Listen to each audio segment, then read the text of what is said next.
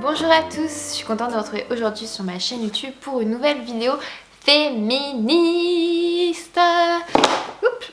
Spécial livre, voilà. Pourquoi je vous parlais de livres, même si je sais que c'est pas des vidéos hyper populaires, tout ça.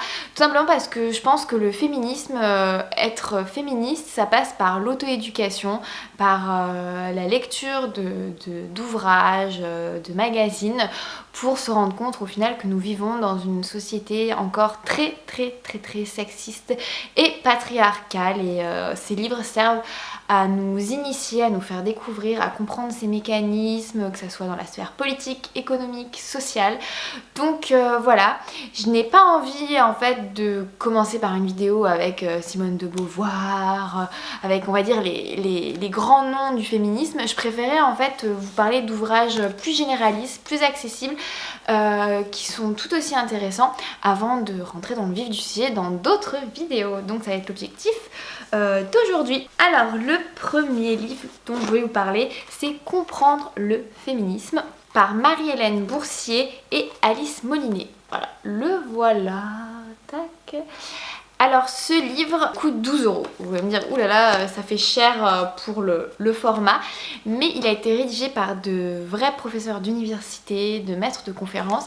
Il y a une réelle recherche derrière chaque chapitre.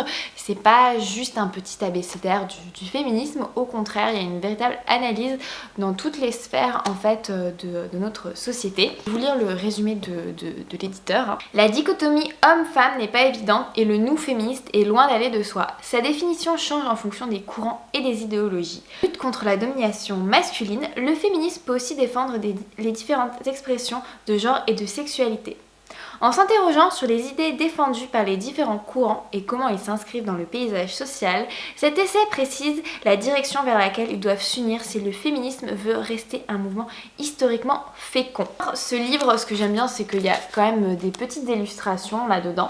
Ce n'est pas que un essai politique. Alors, je vais vous donner mon avis sur ce livre. Si vous le retrouvez là-dedans, c'est tout simplement parce que pour moi, c'est vraiment un must-read pour comprendre l'histoire du féminisme et surtout les différents courants qui traversent cette idéologie, puisque ça reste une idéologie, même si cela concerne toutes les femmes, on ne peut pas être d'accord avec toutes les idées et c'est vrai que certaines idées s'opposent, notamment sur les sujets de religion. L'intérêt de ce livre, c'est vraiment dans la compréhension du féminisme dans son ensemble, que ça soit dans son histoire et pourquoi il continue d'exister et quelles sont les problématiques actuelles auxquelles il doit faire face. Donc forcément, on se pose des questions du féminisme dans les médias, dans la sphère politique, dans la sphère économique, dans la sphère sociale, mais aussi plus dans la sphère de la famille. Donc moi, l'une des citations qui me plaît le plus, c'est celle du premier chapitre. Tout simplement, c'est « Ne me libère pas, je m'en charge ». Et ça, je crois que c'est hyper important que toutes les femmes prennent en charge ce féminisme et en fait l'enseignent autour d'elles, que ce soit auprès de leurs enfants mais aussi auprès de leurs proches, que ce soit la blague graveleuse, le comportement sexiste au travail. Et ces ouvrages, et cet ouvrage notamment, nous permet de prendre conscience en fait de ces situations sexistes dans notre vie actuelle et comment le féminisme, comme un engagement politique, essaie en fait de s'y atteler. Proche de ce livre est effectivement assez idéologique puisqu'il y a vraiment tout un aperçu des auteurs, de l'histoire du féminisme avec les différents courants en fonction des époques, mais il reste tout à fait accessible et moi je trouve que même si c'est un essai plus politique et moins éducatif, ça reste quand même une super base pour vous lancer et découvrir le féminisme. Il y a en tout 10 chapitres. Regardez, hop, les 3 vagues sur le féminisme. Honnêtement, avec ça, en fait, vous avez toutes, on va dire, les armes idéologiques pour comprendre pourquoi le féminisme, c'est un courant de pensée qui s'intègre en fait à toutes les sphères de notre vie, toutes les situations encore sexistes qui subsistent et en quoi notre quotidien est encore... on est encore très loin de l'égalité des sexes. Ce livre vous permet réellement de prendre conscience du retard en fait qu'on a et à quel point on vit encore dans une société patriarcale. Et je voulais juste reprendre la définition de patriarcale parce que je sais qu'on s'imagine... Déjà le féminisme c'est un mot qui fait très peur, c'est vrai, mais le patriarcal, tout de suite, c'est oh là là, elle dit pas attaquer aux hommes, elle veut les castrer. J'ai juste envie de vous rappeler la définition. C'est en fait une société qui est dominée par les hommes. En fait, les hommes dominent les sphères principales, donc c'est-à-dire la sphère politique, la sphère économique, la sphère sociale, par rapport aux femmes. Et c'est vrai, rendez-vous compte, vous trouvez qu'il y a vachement de femmes à l'Assemblée nationale, vous trouvez qu'il y a vachement de femmes qui sont patrons du CAC 40, ça illustre et vraiment la situation dans laquelle nous sommes actuellement. Ce petit livre vous donne vous met tout ça en lumière surtout, et vous donne en fait toutes les bases idéologiques pour ensuite vous faire votre propre opinion.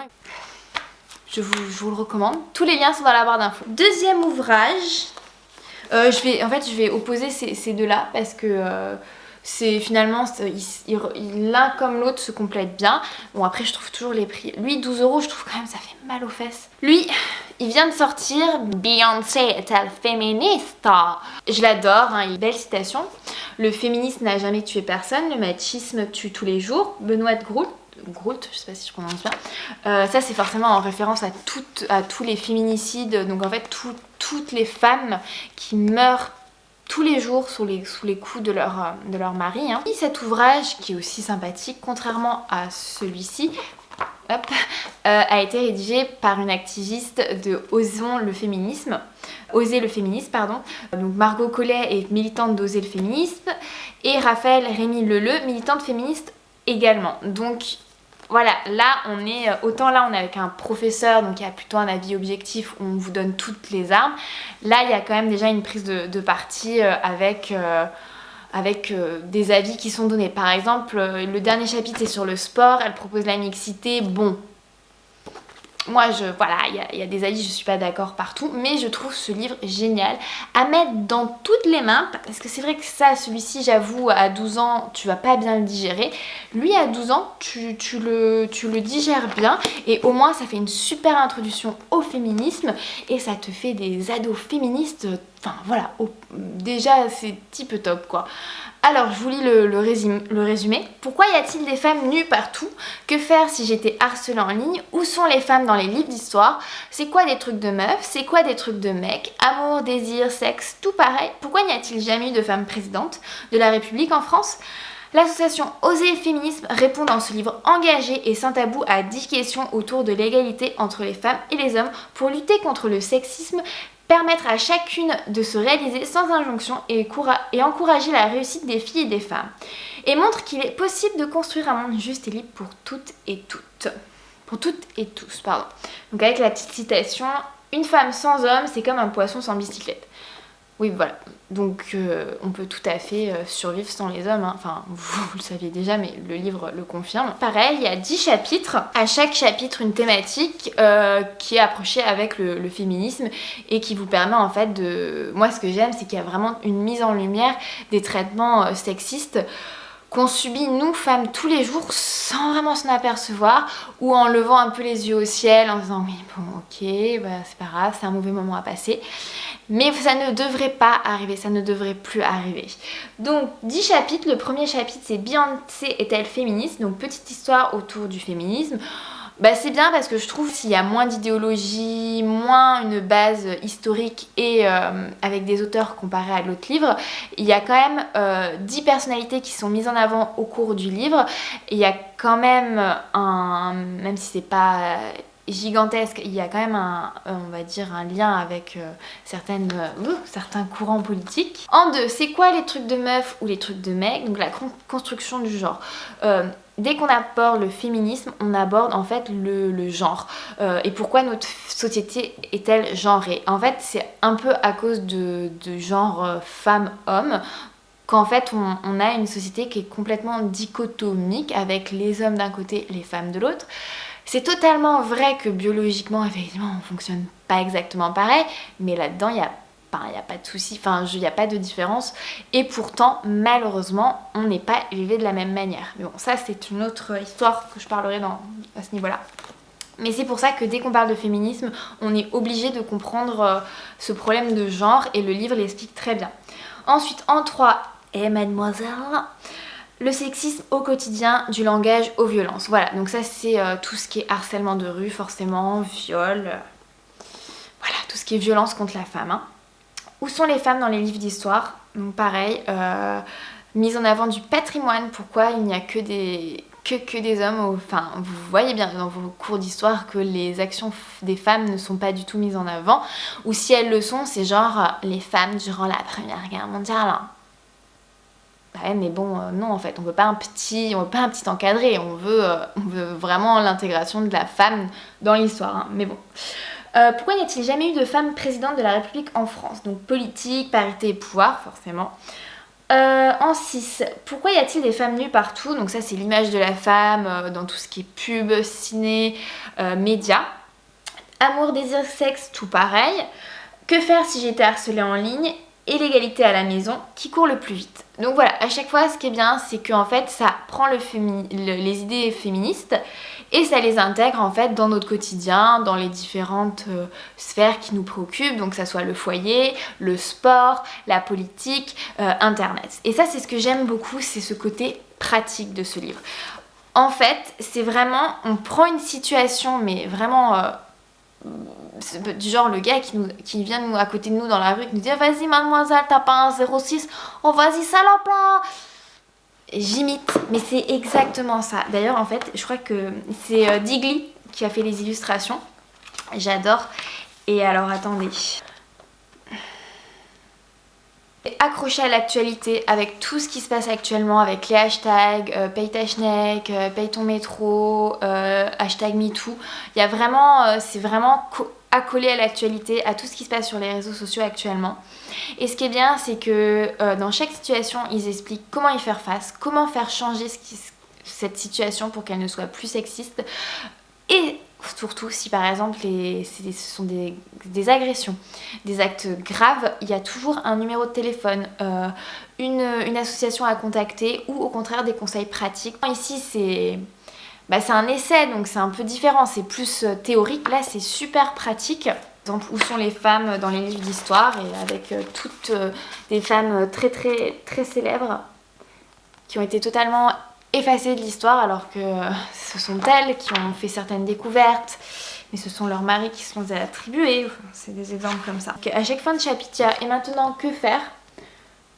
Donc si par exemple on a été victime d'harcèlement, ça nous aide à avoir une réelle prise de conscience et ça nous aide en fait à s'engager pour le féminisme avec je pense des exemples, Beyoncé est-elle féministe, donc ça n'existe pas, il n'y a pas de diplôme ni de carte d'identité, genre ça y est je suis validée, je suis féministe, mais c'est pour vous prouver en fait qu'il y a beaucoup il y a une récupération effectivement marketing du féminisme. Et c'est assez rigolo le titre, mais il faut pas s'arrêter au titre parce que il est assez réducteur au final.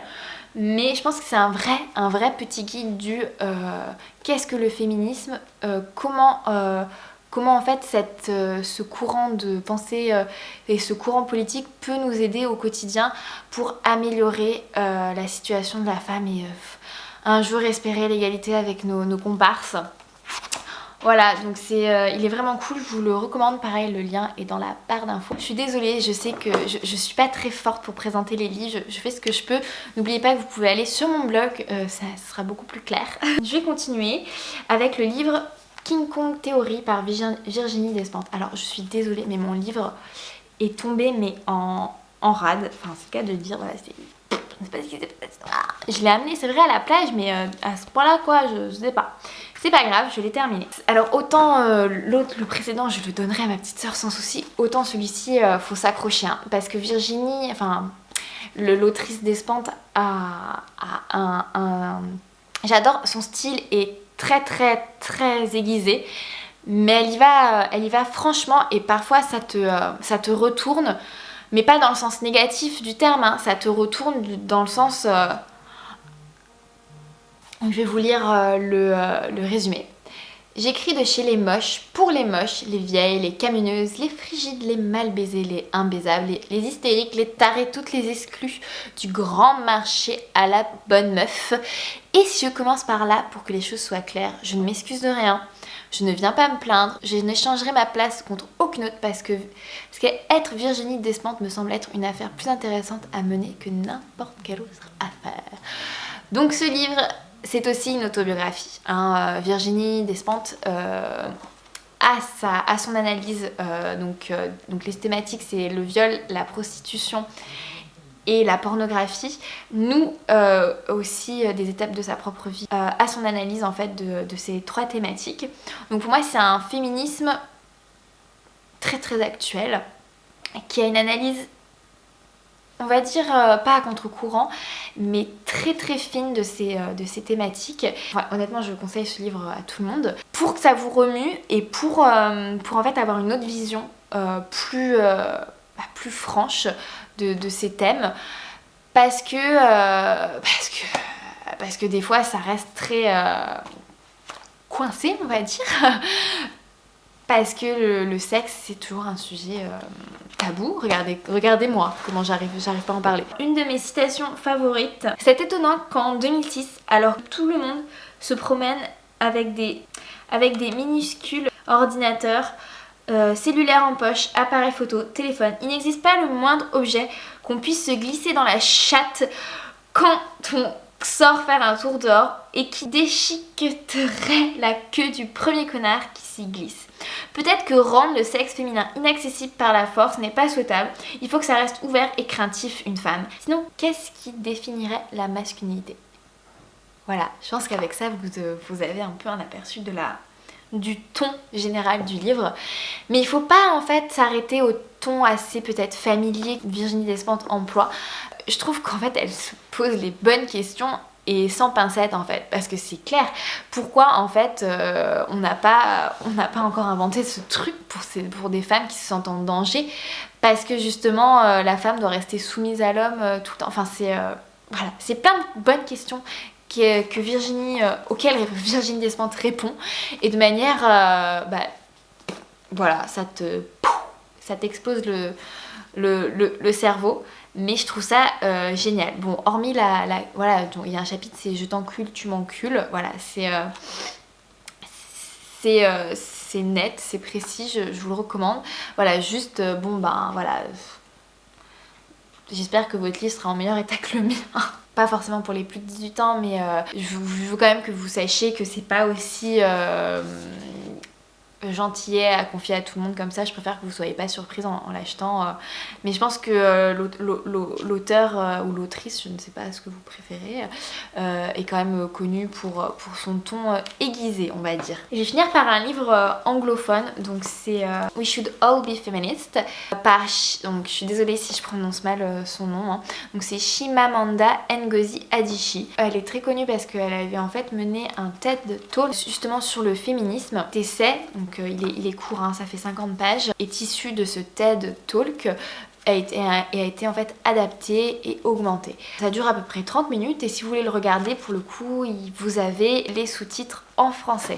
Hop, là voilà. Tout l'essai est un mélange d'anecdotes sur sa vie au Nigeria et sa vie aux États-Unis. Elle illustre en fait le sexisme ordinaire, le sexisme dans son quotidien.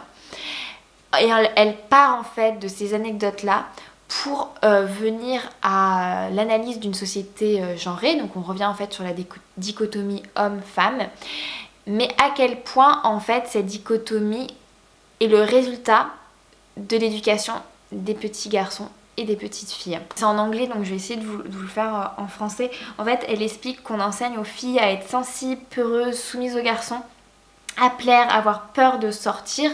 En fait, et c'est vrai, enfin, je sais pas si vous, des fois, vous n'avez pas peur de sortir en disant... vous réfléchissez quand même à 2 fois quand vous allez, je sais pas, au cinéma toute seule et qu'il faut rentrer toute seule à 23h. Voilà, vous avez toujours des...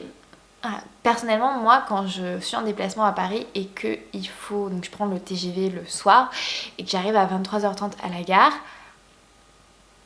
voilà, je suis pas bien, je le fais, mais... j'ai peur, et je devrais pas avoir peur. Est-ce que les garçons ils ont peur à 23h30 de sortir? Je crois pas. Donc elle montre à quel point l'éducation actuelle renforce en fait cette dichotomie, dit aux garçons d'être forts, d'être courageux, de pas montrer leurs émotions, de pas être sensibles, et d'un autre côté aux filles d'attendre le prince charmant, d'être tout le temps dans l'attente, dans la sensibilité. Et surtout il y a une valorisation des qualités, par exemple de la sensibilité, chez la fille et une dévalorisation chez le garçon. Et son idée est forcément d'arrêter d'éduquer nos enfants par le genre, mais d'éduquer les enfants en fonction de leurs capacités et de leur intérêt, et donc de valoriser, de valoriser ces qualités-là, peu importe leur genre. Donc un enfant, un garçon peut être sensible, il n'y a aucun problème, il faut arrêter de dire un homme ça doit pas être sensible, ça doit pas pleurer, c'est fini tout ça. Et c'est vrai que pour vous, peut-être que si vous écoutez cette vidéo, vous êtes en train de vous dire non mais ça c'est des stéréotypes, ça se passe pas comme ça dans la vraie vie. Bah si, en fait, il suffit d'aller dans un magasin de jouets. Il y a une époque, ces magasins de jouets étaient classés en fonction des jeux. Maintenant, c'est classé en fonction des sexes. Donc vous avez le rose pour les filles et le bleu pour le garçon. Et c'est ridicule en fait. Donc voilà, et c'est un essai en fait donc, qui est très très court. Alors effectivement, je suis désolée, il est que en anglais. J'ai pas trouvé de traduction. Je vous le recommande. Il se lit très très vite. Mais juste avec ça, vous avez envie de... Ça vous donne une perspective sur votre quotidien totalement différente. Donc c'était mes 4 livres à vous recommander. Je vous les remets, je vous mets tous les liens dans la barre d'infos. Je mets aussi le lien vers mon article de blog qui sera certainement un peu plus clair que cette vidéo. J'espère que ces vidéos sur le féminisme vous plaisent. Elles me prennent énormément de temps à faire parce que je veux pas dire de bêtises et certainement que je dis des bêtises et je m'excuse. Voilà, n'oubliez pas, je pense que le féminisme, ça passe par l'éducation de soi, donc l'auto-éducation. Et ce n'est pas réservé qu'aux femmes, puisque pour rappel, le féminisme, c'est pas une idéologie contre les hommes. On est là pour en fait juste obtenir une société plus égalitaire, où l'homme et la femme sont à égalité en fait, où il n'y aurait plus de différenciation par genre. Et quand je dis il n'y aurait plus de différenciation par genre, c'est aussi pour les transgenres.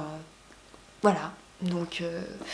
Je pense que ces livres vont vraiment vous permettre de vous poser les bonnes questions tout en vous apportant des réponses et vous permettre aussi d'apporter vos propres réponses là-dessus. J'espère que cette vidéo vous plaira vraiment. Non, je ne me lisserai pas les cheveux à chaque fois. Là, c'était parce que je sortais de chez le coiffeur. Pensez à mettre un petit like si vous avez aimé et surtout à vous abonner à ma chaîne YouTube ou à mon Instagram. J'espère vous retrouver très vite. Allez, bye bye!